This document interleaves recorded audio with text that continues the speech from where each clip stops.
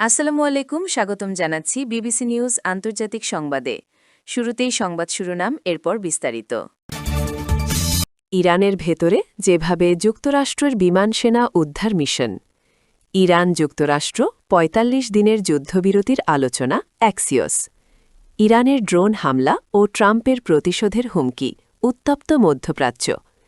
ইসরায়েলের হাইফাই ইরানের হামলায় নিহত ৪। এখন বিস্তারিত। আপনি যদি ইসরায়েলের ধ্বংস চান এবং মুসলিমদের পাশে থাকেন, তাহলে ভিডিওতে লাইক করে চ্যানেলটি অবশ্যই সাবস্ক্রাইব করে দিবেন এবং আপনার মূল্যবান মতামত অবশ্যই কমেন্টে লিখে জানিয়ে দিবেন। ইরানের ভেতরে যেভাবে যুক্তরাষ্ট্রের বিমান সেনা উদ্ধার মিশন, ইরানে হামলা চালাতে গিয়ে ভূপাতিত F-15E স্ট্রাইক ইগল যুদ্ধবিমানের ২ ক্রুকেই উদ্ধার করতে সক্ষম হয়েছে যুক্তরাষ্ট্র। তবে এজন্য চালাতে হয় অত্যন্ত ঝুঁকিপূর্ণ সামরিক অভিযান। হারাতে হয় উচ্চ প্রযুক্তির ২টি সামরিক বিমান এবং একটি হেলিকপ্টার। ভূপাতিত যুদ্ধবিমানের পাইলটকে কয়েক ঘণ্টার মধ্যে উদ্ধার করা গেলেও দ্বিতীয় বিমান সেনাকে ইরানের বাইরে নিয়ে আসতে রীতিমতো এক যুদ্ধ আয়োজন সাজাতে হয়েছিল।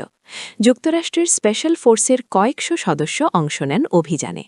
ইরানের ভেতরেই একটি পরিত্যক্ত এয়ারফিল্ডকে কবজায় নিয়ে প্রায় ২৪ ঘণ্টার জন্য অস্থায়ী সেনাঘাঁটিতে পরিণত করা হয়।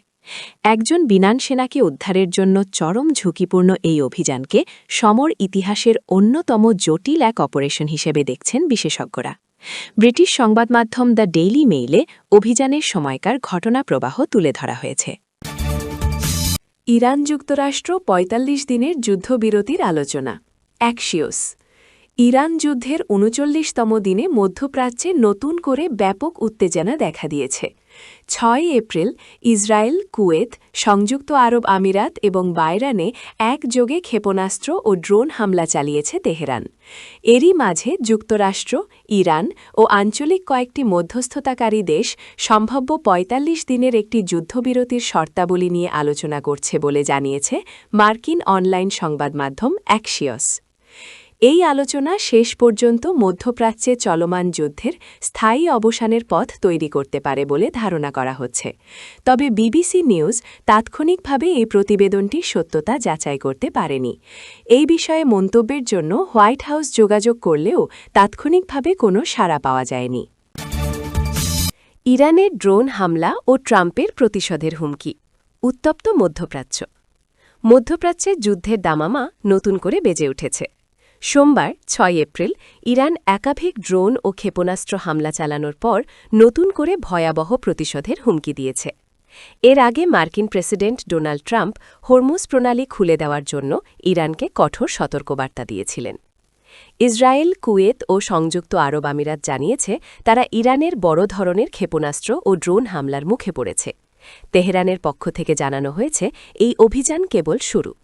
বেসরকারি কোনো লক্ষ্যবস্তুতে পাল্টা আঘাত এলে ইরানের পরবর্তী পদক্ষেপ আর বিধ্বংসী ও বিস্তৃত হবে বলে হুঁশিয়ারি দেওয়া হয়েছে। প্রেসিডেন্ট ট্রাম্প ইরানের বেসরকারি অবকাঠামো ধ্বংস করার হুমকি দিয়েছেন। একই সঙ্গে পারস্য উপসাগরে জাহাজ চলাচল স্বাভাবিক করতে ইরানকে একটি চুক্তিতে সই করার জন্য চাপ দিচ্ছেন তিনি। বিশেষ করে তেলের বাজারে প্রভাব পড়া রোধ করতে হরমুজ প্রণালী সচল রাখা নিয়ে অনড় অবস্থানে রয়েছে যুক্তরাষ্ট্র। ইসরায়েলের হাইফায় ইরানের হামলায় নিহত ৪। ইসরায়েলের হাইফা শহরের একটি ভবনে ইরানের ক্ষেপণাস্ত্র হামলায় অন্তত ৪ জন নিহত হয়েছেন। স্থানীয় সময় রবিবার ৫ এপ্রিল রাতে হামলার সময় ক্ষেপণাস্ত্রের আঘাতে ভবনটি ধসে পড়ে। নিরাপত্তা কর্মকর্তারা জানিয়েছেন ক্ষেপণাস্ত্রটি আঘাতের সময় বিস্ফোরিত হয়নি এবং উদ্ধারকারী দল ঘটনাস্থলে পৌঁছানোর পরও এটি সক্রিয় অবস্থায় ছিল। ফলে উদ্ধার কাজ আরও জটিল হয়ে ওঠে। বিবিসির প্রতিবেদন থেকে জানা যায় ভবনের ভেতরে আটকে পড়া ৪ জনের কাছে পৌঁছাতে উদ্ধারকারী দলকে পাশের একটি ভবনের কংক্রিট ভেদ করে সুড়ঙ্গ তৈরি করতে হয়। ধ্বংসস্তূপের বিপরীতে থাকা ভবনের বাসিন্দা মোর ব্যারেল বলেন, ইসরায়েলের শক্তিশালী আকাশ প্রতিরক্ষা ব্যবস্থা থাকা সত্ত্বেও ইরানি হামলার হুমকি নিয়ে প্রতিনিয়ত জীবনযাপন করতে হচ্ছে।